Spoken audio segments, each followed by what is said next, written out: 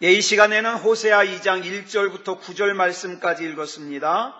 호세아 두 번째 시간입니다.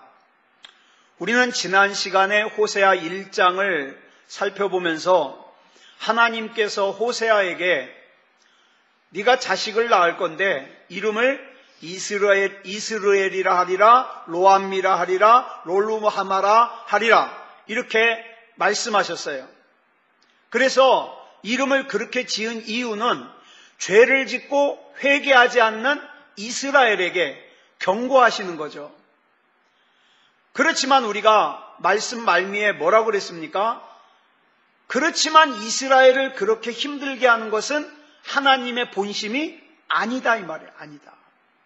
빨리 하나님께 돌아오기를 원하시는 사랑의 마음이라고 말씀드렸습니다. 자, 오늘 이제 우리가 호세아 2장을 살펴보겠습니다. 본문 1절 보겠습니다. 시작. 너희 형제에게는 암미라 하고 너희 자매에게는 루하마라 하라. 여기 보니까 우리가 지난주에 살펴본 이름에서 뭐가 빠졌어요? 로암미에서 로자가 빠졌죠. 롤루하마에서 로자가 빠졌습니다. 로는 뭐뭐가 아니다 그랬어요. 그러니까 로자가 빠지니까 하나님께서는 이스라엘 백성을 다시 내 백성으로, 내가 긍휼히 여길 백성으로 회복시켜 주시겠다는 뜻이에요.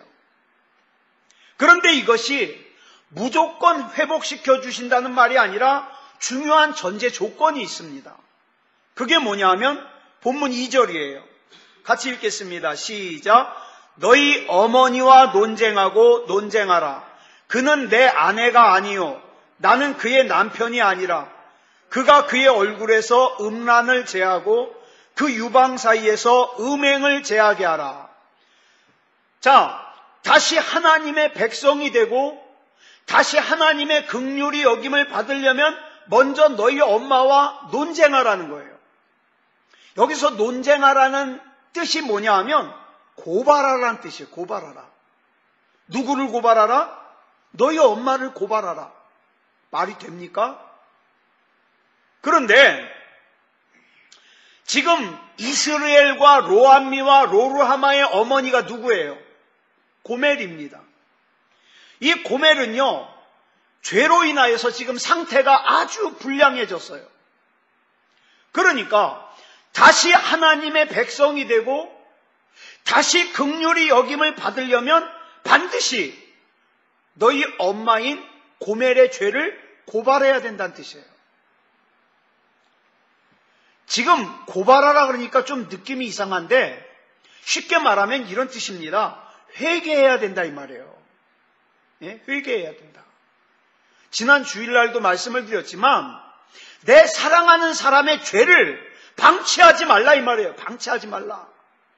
엄마의 죄를, 고멜의 죄를 회개해야 너희 이스라엘이, 너희 자녀가 하나님의 백성이 다시 되고 하나님의 은총을 입을 수 있다 이 말이에요. 이런 회개의 과정이 없이는 회복이 불가능해요. 저는 이런 사람 많이 봤어요. 만났어요. 왜 나는 기도 열심히 하는데, 왜 나는 예배 참석 잘하는데 왜 자꾸 내 생활은 억눌리고 하는 일이 잘 안 풀리고 왜 답답한 상황이 계속되는지 모르겠다고. 그 이유 중에 하나가 뭔지 아십니까? 분명히 자기가 알고 있는 죄인데 그 죄를 회개 안 해요. 해결하지 않아요. 그래서 그래요. 그러니까 호세아를 통하여서 하나님이 하시는 말씀이 뭐냐면 회개하지 않는 상태에서 아무리 교회 열심히 다녀도 그는 내 아내가 아니요 나는 그의 남편이 아니라는 거예요. 여러분 보세요. 호세아하고 고멜하고 결혼했으니까 부부 아닙니까? 부부예요. 그런데 예를 들면 이런 경우입니다. 아내가 바람을 피웠어요. 그런데 남편은요, 사회적으로 아주 높은 위치에 있는 사람이에요.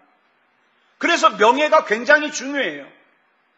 근데 이 남편이 아내가 바람을 핀 것을 알게 됐어요. 그래서 아내에게 몇 번 권합니다. 내가 다 용서해 줄 테니까 그 잘못들 다 청산하고 빨리 가정으로 돌아오라고. 그런데도 여자가 여전히 바람을 피워요. 근데 남편의 입장에서는 어때요? 당장이라도 이혼하고 싶지만 아내가 바람을 피워서 이혼했다는 사실이 세상에 알려지면 자기까지 우스운 사람이 되잖아요. 그래서 아내에게 이런 제안을 합니다. 나나 당신이나 지금에 와가지고 이혼을 하면 우리 인생에 흠이 생긴다. 그리고 우리 아들, 우리 딸 결혼시키려고 그러는데 상대편 집에게 우리 이혼하면 우리 흠이 되지 않느냐. 그러니까 우리 그냥 이대로 삽시다. 이대로 살되 우리 기본적인 대화만 하고 우리 각자 서로의 삶에 간섭하지 말면서 삽시다. 당신 그래 만나고 싶은 사람 다 만나. 나도 내가 하고 싶은 대로 할 테니까. 부부가 이렇게 됐다면 부부입니까? 부부 아니죠. 그런데 본문을 보니까 지금 호세아 선지자가 하나님의 입장에서 이스라엘을 상징하는 아내인 고멜을 향하여서 그 얼굴에서 음란을 제하게 하고 그 유방 사이에서 음행을 제하기 전에는 더 이상 내 아내가 아니요 나는 그의 남편이 아니라는 거예요. 이 말의 의미가 뭘까요? 여러분 성경에 보면은 하나님의 얼굴이라는 표현이 4번 나옵니다. 성경에. 저도 기도할 때 그런 기도 많이 합니다. 하나님의 얼굴을 제게 보여주시옵소서. 예? 자, 제가 기도할 때 하나님의 얼굴을 제게 보여주시옵소서 그러면 하나님이 얼굴을 짠 하면서 내 눈앞에다 대고 됐냐? 이걸 원하는 거예요? 아니죠. 그죠? 뭐예요? 하나님의 존재 자체예요. 내가 하나님의 존재 자체를 내 삶으로 느끼고 체험해야 내가 내 인생 가운데서 만나는 일들, 어려움들 그거 이겨나갈 수 있을 거 아닙니까? 그러니까 하나님 나 좀 만나 주십시오. 그 기도하는 거 아니에요.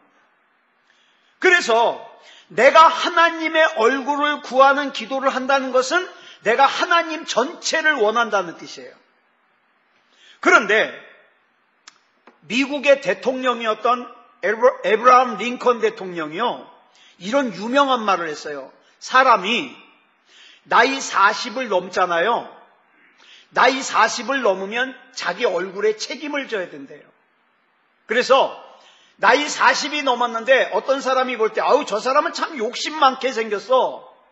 그건 그 사람이 인생을 잘못 살았다는 거예요. 저 사람은 참 음란하게 생겼어. 그건 그 사람이 40년 넘게 살면서 음란하게 살았다는 뜻이에요. 왜? 처음에 태어날 때 얼굴은 내가 선택하지 못하지만 내가 그 얼굴을 가지고 40년 동안 사는 동안에 내 얼굴은요 만들어지거든요. 만들어져요. 그러니까 저와 여러분이 40년 넘게 이렇게 살아오시면서 저와 여러분 얼굴에서 풍겨지는 느낌은요, 저와 여러분이 그동안 살아온 인생 그대로 보여줍니다. 그대로 보여줘요. 자, 그러면 본문으로 돌아가서 얼굴에서 음란을 제하게 하고 그 다음에 뭐라 그랬어요? 그 유방 사이에서 음행을 제하게 하라. 여기 왜 민망하게 유방 사이라는 말이 나왔을까? 예? 여러분, 나라마다 민족마다 중요하게 여기는 행동 가치 기준이 달라요. 예를 들어서 일본 사람들은 염치라 그래가지고 다른 사람들에게 피해 주는 걸 싫어해요. 우리나라는 어떻습니까? 막 전철 같은 거, 버스 같은 거 알면은 막 신문을 이렇게 펴놓고 막 옆 사람 불편하든지 말든지 막 보잖아요. 근데 일본은 가보면 어떻게 합니까? 신문을 갖다가 접어가지고 요만하게 만들어요. 왜? 옆 사람 피해 안 주려고. 그러고 읽어요. 그리고 절대로 버스나 전철이나 이런 공공교통에서 핸드폰 안 받아요. 예? 핸드폰을 받잖아요? 그러면 염치 없는 사람이에요. 시끄럽다고. 근데 우리는 어떻게 해요? 아, 영자야! 아유, 지난달에 만났는데 또 보고 싶다. 막 그 전철이 버스가 떠나가라고. 많이 달라요. 일본 사람들은 옆 사람에게 피해 주는 걸 굉장히 싫어해요. 근데 국가적으로는 어떻게 해요? 우리나라한테 얼마나 피해를 줍니까? 그래서 국가적으로 보면 참 염치 없는 나라예요. 자, 반면에 미국 사람들은요, 우리나라 사람들은 막 바람피고 막 성적인 범죄를 저지르면 막 손가락질 하잖아요. 근데 미국 사람들은 성적인 범죄에 대해서는 굉장히 너그러워요. 반면에 거짓말하면 용서를 안 해요. 그래서 미국의 대통령 중에 닉슨 대통령은요, 거짓말했다가 대통령 자리에서 쫓겨났어요. 그런데 바로 전임 대통령이었던 오바마 전애가 누구예요? 클린턴이죠. 클린턴 대통령은요, 바람을 무지하게 많이 폈어요. 근데도 대통령이 나와가지고 제가 사실 그렇게 잘못했습니다 고백하니까 미국 국민들이 다 용서해줘요. 그 와이프인 힐러리 여사도 용서해줘요. 그러니까 거짓말하는 걸 용서 못하는 거예요. 거짓말하는 걸, 미국은. 자, 반면에 히브리 사람들은요, 마음을 굉장히 중요하게 여겨요. 마음. 네. 마음이 있는 장소를 뭐라 그래요? 가슴이라 그러죠. 가슴이라 그래요. 근데 이 가슴의 위치가 어디냐면 성경에서 표현하기를 유방과 유방 사이 가슴이에요. 가슴. 그러니까 지금 음란한 표현을 하는 게 아니라 가슴, 내 마음이 있는 가슴을 지금 표현하는 거예요. 출애굽기 4장 6절 보겠습니다. 시작. 여호와께서 또 그에게 이르시되 내 손을 품에 넣으라 하시매 그가 손을 품에 넣었다가 내어보니 그의 손에 나병이 생겨 눈같이 된지라. 모세가 이스라엘 백성을 구하러 못 가겠다 그러니까 하나님께서 모세를 설득하시기 위해서 몇 가지 능력을 보여주시는데 첫 번째 능력이 뭐냐 하면 지팡이가 뱀이 되게 하는 능력이에요. 그 다음에 두 번째 능력이 뭐냐면 손을 품에 넣었다가 꺼내니까 나병이 걸려 있어요.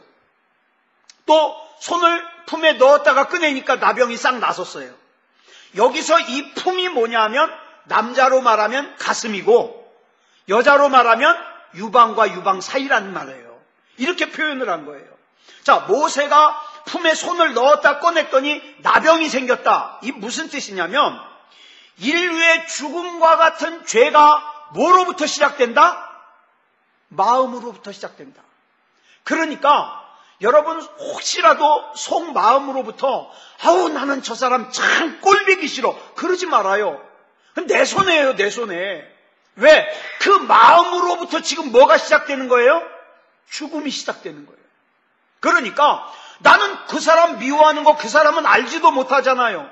그러니까 그 사람은 알지도 못하는데 나 혼자 섭섭해하고 나 혼자 나쁜 마음 먹어가지고 나 혼자 손해보면 억울하잖아. 그죠? 그러니까 그런 생각 안 하는 거예요. 그런 생각.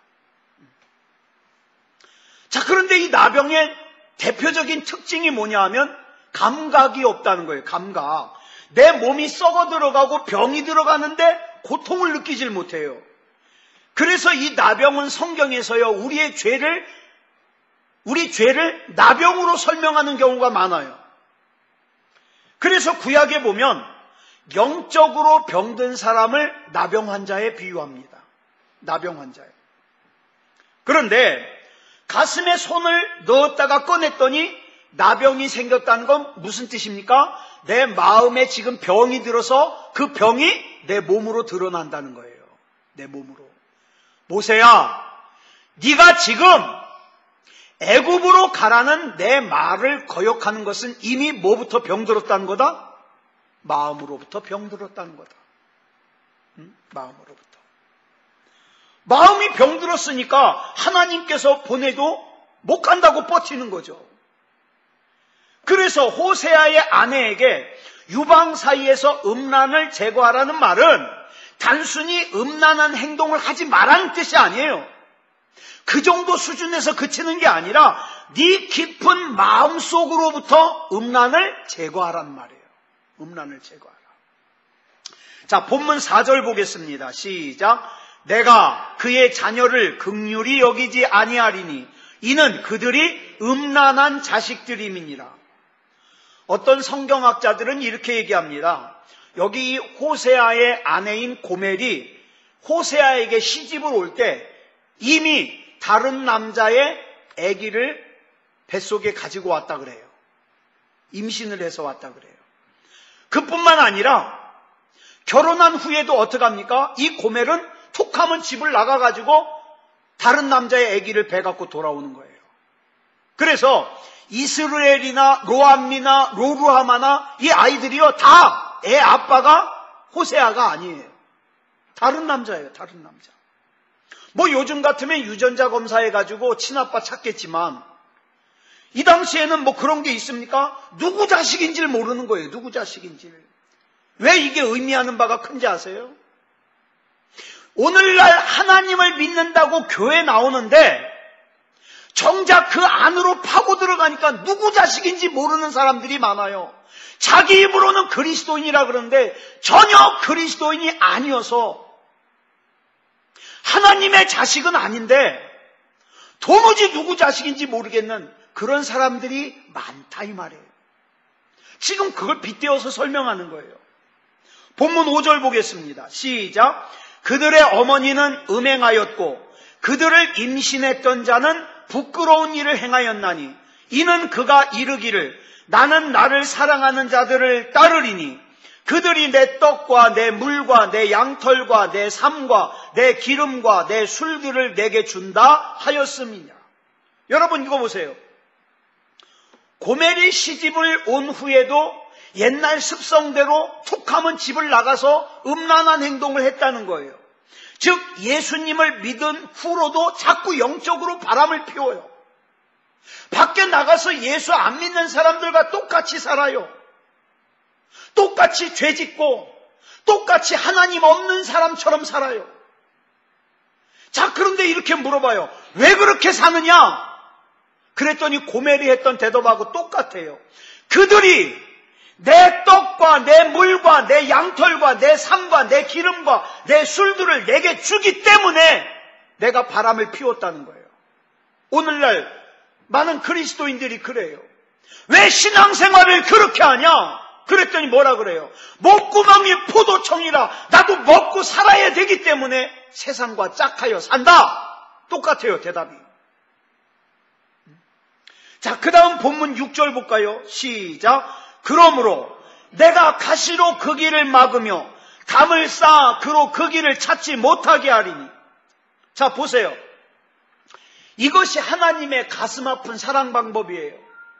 자기 스스로 죄를 절제하지 못하고 영적인 바람길을 절제하지 못하니까 어떡합니까? 하나님께서 강제적인 수단으로 철망을 두르고 웅덩이를 파고 그 다음에 가시덤불을 놔서 죄를 못 짓게 하는 거예요. 그러니까 어떡합니까? 하나님께서 막 강제적으로 힘들게 해서라도 어떻게 해요? 죄에서 떠나게 만드는 거예요.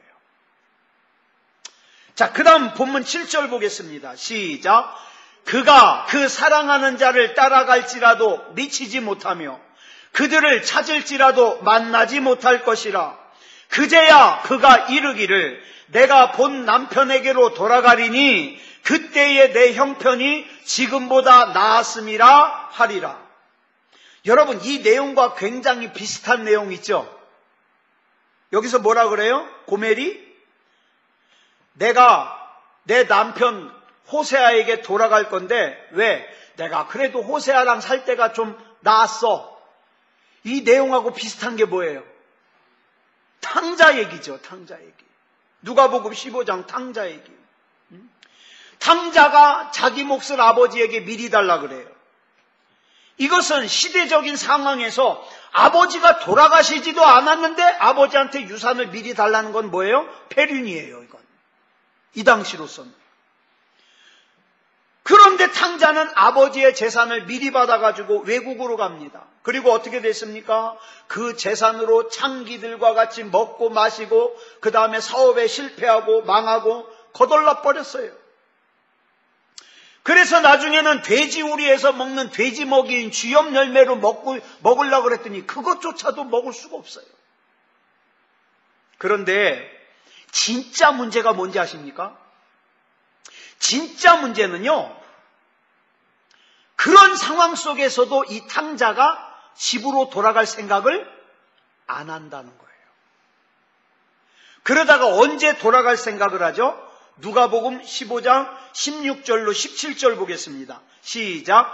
그가 돼지 먹는 쥐염 열매로 배를 채우고자 하되 주는 자가 없는지라.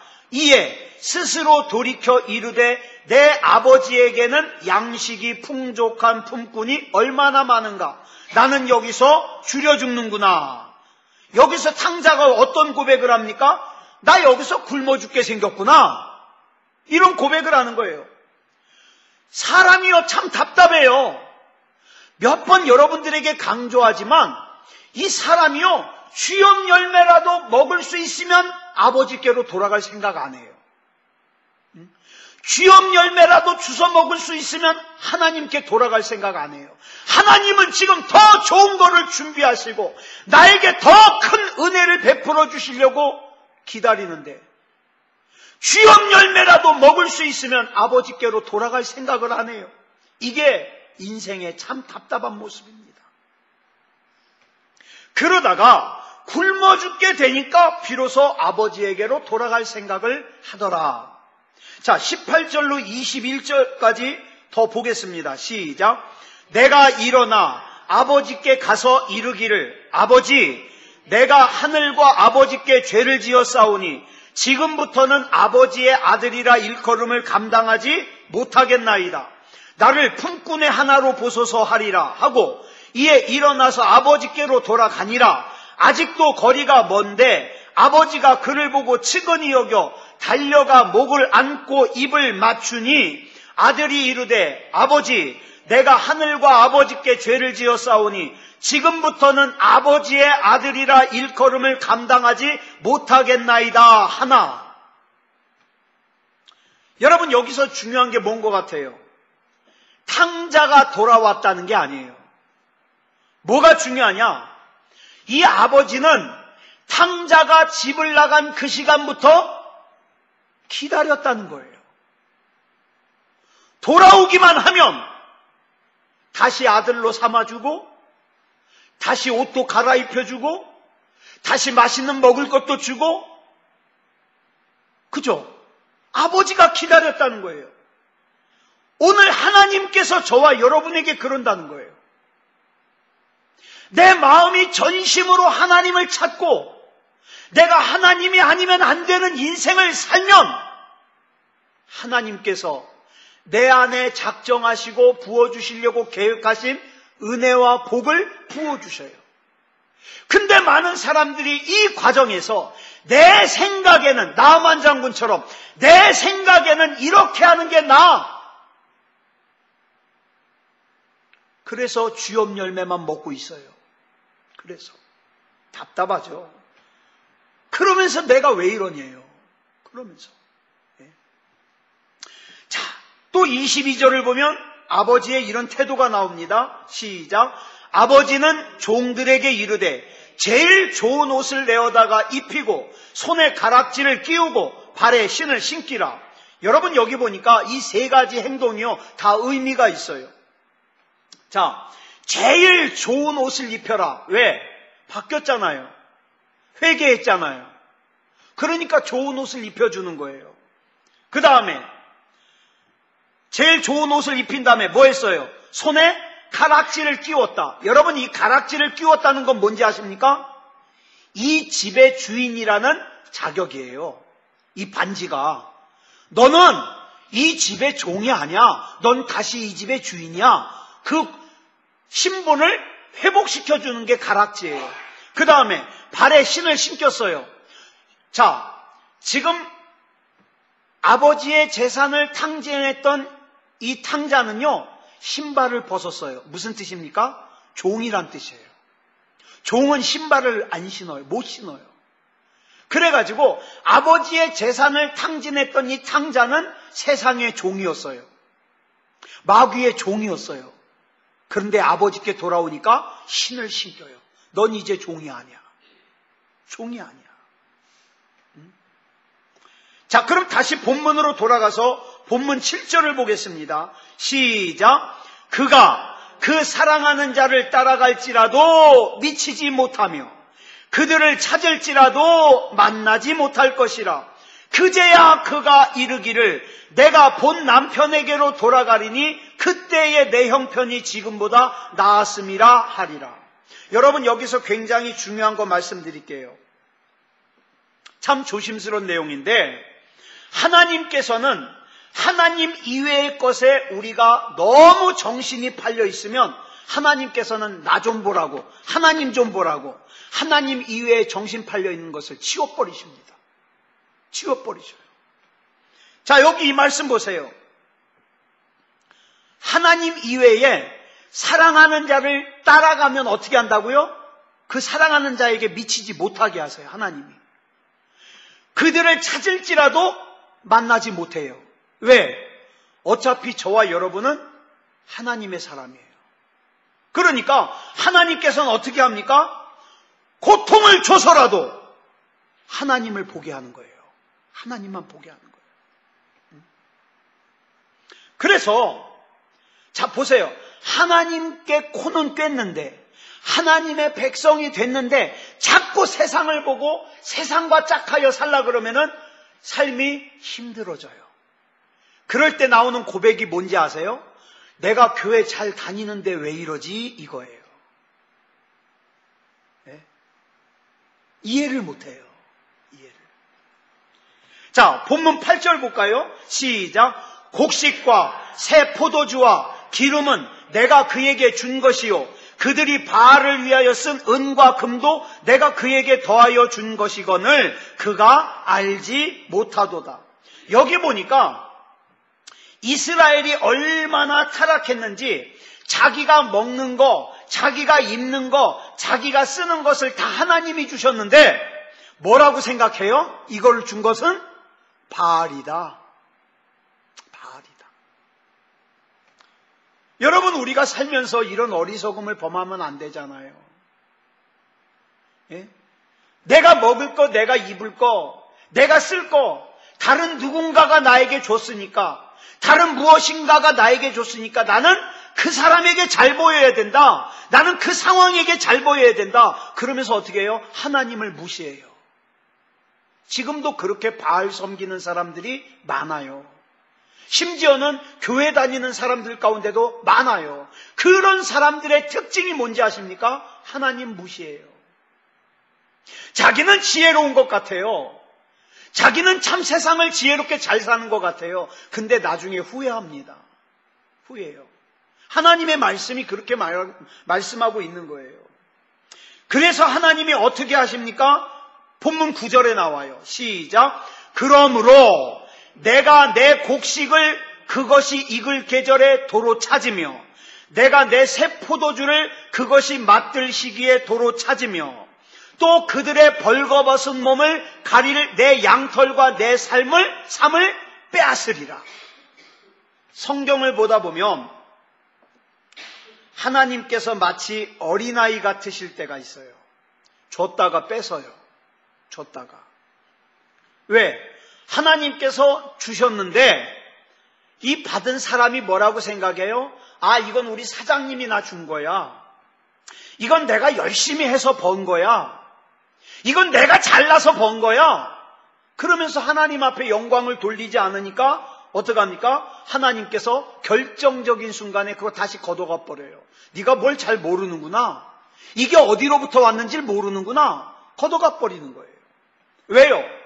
그걸 빼앗겨 봐야 진짜 주인이 누군 줄 알거든요. 예. 얼마 전에 저한테 전화가 한 통화가 왔어요. 이분이 꽤나 부자로 살던 사람이에요. 근데 지금은 저 경기도 쪽에서 돼지를 기르는 것 같아요. 뭐 가축을 기르는 것 같아요. 그것도 자기 거 아니라 남의 거 길러주고 조금씩 돈을 받는 것 같아요. 근데 이분이 너무 사는 것이 힘드니까, 빚 때문에 너무 사는 게 힘드니까 죽을 작정을 했어요. 그러다가 우연히 인터넷에서 우리 교회 설교를 듣고서 전화를 한 거예요. 자기가 이러고도 더 살아야 되느냐는 거죠. 자긴 모태신앙이래요. 자긴 부모님이 신앙생활 했대요. 자기도 어려서부터 교회 다녔대요. 근데 왜 이렇게 망했는지 모르겠다는 거예요. 그 제가 말씀드렸어요. 잘 생각해 보시라고. 아마 아실걸요? 그랬더니 술술 얘기해요. 교회는 다녔지만 자기는 헐짓 다 하고 다녔다는 거예요. 그 제가 끝 무렵에 이렇게 얘기했어요. 만약에 선생님께서 그렇게 죄를 지었는데도 하나님이 그냥 선생님이 가지고 있는 재산을 누리도록 내버려 두셨다면 선생님은 100% 지옥 갑니다. 그렇지만 하나님께서는 선생님이 가지고 있는 재산의 진짜 주인이 누구인가를 깨닫기 위해서 걷어가셨으니까 지금 이제는 선생님이 내가 천국을 갈 것이냐 지옥을 갈 것이냐를 선택할 수 있는 기회가 생겼다는 거예요. 어떻게 하시겠습니까? 그랬더니 그 뒤로부터요, 밤만 되면은 전화가 오는데, 전화가 한번 오면은 막 금방 끊지도 않아요. 한동안 제가 힘들었어요. 자, 그런데요, 보세요. 우리 인간은요, 아담 때부터 자기가 주인이 되려고 하는 습성을 가지고 있어요. 그래서 아담과 하와가 선악과 왜 따먹었어요? 하나님같이 되려고 따먹은 거예요. 배고파서 따먹은 거 아니에요. 하나님같이 되려고 따먹었어요. 성경은 그것을 죄라 그럽니다. 그래서 여러분, 하나님이 모든 것의 주인이라는 걸 모르면 죄예요.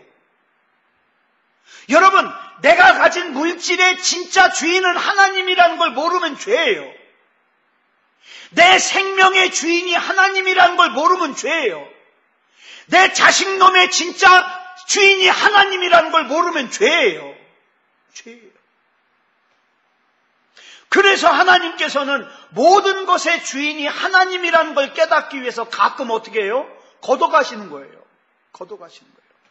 그러므로 혹시라도 저와 여러분이 살다가 나에게 있었는데 이해 못하는 과정을 통해서 없어졌다. 그러면 하나님과의 관계를 한번 잘 돌아보시기 바랍니다. 하나님과의 관계를.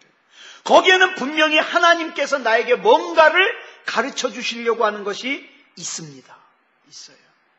자, 그럼 끝으로 본문 10절로 13절 말씀 우리 같이 읽겠습니다. 시작. 이제 내가 그 수치를 그 사랑하는 자의 눈앞에 드러내리니 그를 내 손에서 건져낼 사람이 없으리라. 내가 그의 모든 희락과 절기와 월삭과 안식일과 모든 명절을 폐하겠고 그가 전에 이르기를 이것은 나를 사랑하는 자들이 내게 준 값이라 하던 그 포도나무와 무화과나무를 거칠게 하여 수풀이 되게 하며 들짐승들에게 먹게 하리라. 그가 귀고리와 폐물로 장식하고 그가 사랑하는 자를 따라가서 나를 잊어버리고 향을 살라 바알들을 섬긴 시일대로 내가 그에게 벌을 주리라. 여호와의 말씀이니라. 자, 여기 보니까 하나님이 뭘 폐하시겠다 그래요. 뭘 폐하시죠? 희락과 절기와 월삭과 안식일과 명절. 이게 상징하는 게 뭐냐 하면 이스라엘 백성들의 예배예요. 하나님이요, 이스라엘 백성이 하나님께 드리는 마음이 없는 예배, 마음은 딴 데가 있는데 형식만 지키는 예배를 받기 싫은 거예요. 그래가지고 하나님이 이스라엘 백성에게 그래요. 오지 마라, 더 이상 오지 마라. 너희들의 그 마음이 없는 제사 내가 더 이상 받고 싶지 않다, 오지 마라. 그랬는데도 어떻게 해요? 꼬박꼬박 오는 거예요. 꼬박꼬박 형식을 지키는 거예요. 그러니까 하나님이 그 예배 못 드리게 하려면 어떻게 해요? 이스라엘 백성을 흩어버려야 되잖아요. 그래가지고 어떡합니까? 그 호세아의 아이들 이름대로예요. 이스라엘, 흩어버린다. 흩어버린다. 네. 여러분, 그 호세아의 아이들은요, 이스라엘의 앞으로 되어질 일을 미리 알려주시는 거예요. 이들이 잘못 드리는 제사를 멈추게 하는 방법은 뭐밖에 없어요. 이들을 흩어버리는 수밖에 없어요. 왜? 그냥 놔두면 계속 마음이 없는 제사 드리니까. 그래서 하나님은요, 아수르라는 나라를 이용해가지고 도구로 사용해서 북이스라엘을 멸망시키고, 바벨론이라는 나라를 도구로 이용해서 남유다를 멸망시킵니다. 그것은 아수르와 바벨론이 더 착해서가 아니라 그들을 하나님의 백성 이스라엘을 교육시키는 도구로 사용하신 거예요. 여러분, 이렇게 하시는 하나님의 마음이 얼마나 아팠겠습니까? 그래서 하나님께서는 이스라엘 백성이 바알이 나에게 주었다고 했던 것들을 싹 없애버렸어요. 싹 없애버렸어요. 심지어는 뭐라고 했습니까? 그들이 먹는 음식까지도 들짐승에게 줄 거라고 그랬어요. 그러나 호세아 2장의 말씀 역시 끝마무리는 뭘로 끝마무리하느냐? 이렇게 하는 것 역시 하나님의 본심이 아니다. 너희들 그냥 놔두면 여전히 그것이 바알이 준 줄 알고 바알께 감사하고 바알을 예배하니까 그냥 둘 수가 없어서 그러는 거다 말이에요. 그렇지만 이스라엘이 죄에서 돌이키기만 하면 다시 회복시키겠다고 본문 14절부터 15절에서 말씀하시는 거예요. 자, 같이 읽겠습니다. 시작. 그러므로 보라, 내가 그를 타일러 거친 들로 데리고 가서 말로 위로하고 거기서 비로소 그의 포도원을 그에게 주고 아굴골짜기로 소망의 문을 삼아 주리니 그가 거기서 응대하기를 어렸을 때와 애굽 땅에서 올라오던 날과 같이 하리라. 여기서 보니까 그러므로라는 말로 시작해요. 어떻게 함으로? 이스라엘 백성이 악하게 살았으므로. 그래서 하나님께서 이스라엘을 설득해서 거친 들로 데리고 가요. 거친 들로. 예? 고통의 시간을 지나게 하는 거예요. 거기서 무엇으로 위로한다고요? 여러분 여기 잘 들으세요. 고통의 시간을 지나는 이스라엘 백성에게 뭘로 위로한다 그랬을까요? 기적으로? 아니요. 말씀으로. 말로 위로한다 그랬어요. 말로 위로한다. 선지자들을 통하여 하나님의 소망의 말씀으로. 그러면서 비로소 하나님의 포도원을 이스라엘 백성에게 돌려주고 아골골짜기 그 고통의 시간을 소망의 문으로 삼아준다 그런 거예요. 여러분, 그렇게 해서 하나님의 목적이 뭐예요? 영혼이 먼저 잘되게 하는 거예요. 영혼이 잘 돼야 어떻게 돼요? 범사가 잘 돼요. 범사가 잘 되면 건강하게 살아요. 건강하게. 그러므로 가능하면요, 저와 여러분요, 중간에 변질되지 말자고요. 예? 이 신앙 변질되지 말자고요. 신앙이 변질되면 이 과정을 거쳐야 된다니까요. 아골골짝도 가야 되고, 그죠? 거친 길도 가야 되고. 그러고 싶지 않잖아요. 그러면 어떻게 하면 돼요? 믿음다운 믿음이면 돼요. 그러면 그런 과정 거치지 않고 어떻게 합니까? 하나님께서 내 안에 심으신 계획대로 살 수 있어요. 살 수 있어요. 아무쪼록 이런 과정, 하나님이 걷어가시는 과정 거치지 말고 믿음다운 믿음으로 승리하는 삶을 사는 저와 여러분이 되기를 그리스도 예수님의 이름으로 축복합니다. 기도하겠습니다. 사랑의 하나님, 은혜를 감사합니다.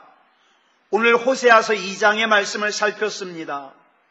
하나님은 정말 우리에게 좋은 것 주시고 싶은데 우리가 자꾸 눈을 세상으로 돌리고 이것은 바알이 준 거다, 이것은 내가 노력해서 얻은 거다, 이것은 내가 잘나서 얻은 거다, 자꾸 하나님이 주신 것을 까먹어버리니까 하나님의 본심은 그게 아닌데 때로는 거친 들로 가야 되고 아골골짝을 가야 될 때가 있습니다. 하나님, 이제 이후로는 그런 과정 거치지 않게 해주시옵소서. 항상 믿음다운 믿음으로 하나님 앞에 예배하는 삶을 살아서 거친 들 가지 않아도 하나님은 나의 주인이십니다. 이 모든 것은 하나님께로부터 왔습니다. 나는 하나님이 주신 것 잘 지키는 청지기로서 살게 해 주시옵소서. 하나님 앞에 믿음을 고백하는 우리가 되게 하여 주시옵소서. 그래서 우리 안에 담으신 하나님의 아름다우신 뜻들이 이루어지게 해 주시옵소서. 모든 것을 우리 주님 앞에 맡겨드리오며 그리스도 예수님의 이름으로 간절히 기도드려 싸움나이다. 아멘.